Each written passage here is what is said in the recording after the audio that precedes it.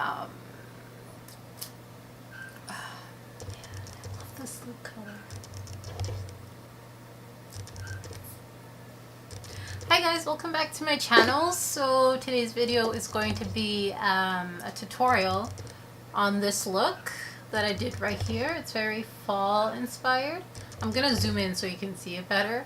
Because I just recently got the Morphe 35W palette, and it is like absolutely gorgeous. So I really had to like play around with it today.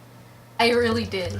And I love the way it came out, and I love that the eyes and the lips are also purple. So it's very different for me because I don't really play around with color that much, and I'm starting to try and do more with color just because I feel like I'm getting kind of boring. So yeah, hopefully you guys like this video, and if you do, don't forget to click thumbs up, like and comment. Subscribe to my channel for future videos, and follow me on my social medias. I just recently created a Facebook page just so that we could talk more.